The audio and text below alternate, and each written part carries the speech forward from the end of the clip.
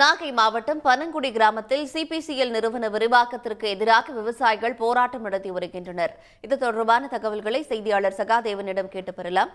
சகாதேவன், எதற்காக விவசாயிகள் போராடுறாங்க? அவங்க தரப்புல என்ன சொல்லப்படுது? நாகப்பட்டினம் மாவட்டம் பனங்குடி கிராமத்துல கிட்டத்தட்ட 31,500 கோடி ரூபாய் மதிப்பீட்டுல ஏற்கனவே செயல்பட்டு வந்த சிபிசிஎல் நிறுவனத்தை ஆலையை விரிவாக்கம் செய்யறதுக்காக ஒன்றிய அரசு நிதி ஒதுக்கி அதனுடைய பணியை பிரதமர் நரேந்திர மோடி சில ஆண்டுகளுக்கு முன்பு தொடங்கி வைத்தார். இந்த சூழ்நிலையில அதற்காக கிட்டத்தட்ட அந்த பகுதியை சேர்ந்த பனங்குடி, நரிமணம், கோபராஜபுரம் உள்ளிட்ட பகுதிகளை சேர்ந்த கிட்டத்தட்ட ஒரு 620 ஏக்கர் விவசாய நிலங்களானது அங்க அப்பகுதியை சேர்ந்த விவசாயிகளிடமிருந்து கையகப்படுத்தப்பட்டது. கையகப்படுத்தப்பட்ட விவசாயிகளுக்கு அந்த இழப்பீட்டு தொகை என்று சொல்லக்கூடிய மறுவாழ்வு மீள் குடியமர்வு தொகையானது இதுவரை வழங்கப்படாமல் இருக்குது. கிட்டத்தட்ட 3 வருடங்களாக தொடர் போராட்டத்தில் ஈடுபட்டு வருகிறார்கள்.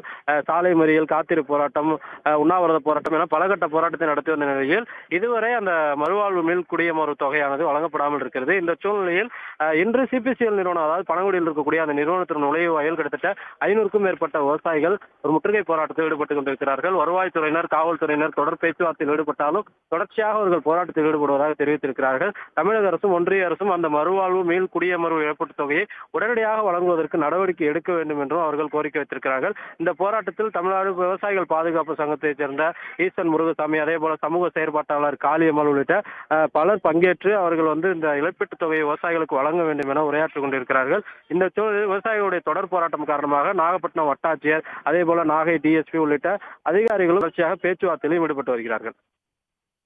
விவரங்களுக்கு நன்றி சகாதேவன். உடனுக்குடன் செய்திகளை தெரிந்து கொள்ள சன் நியூஸ் பெல் ஐகானை கிளிக் பண்ணுங்க.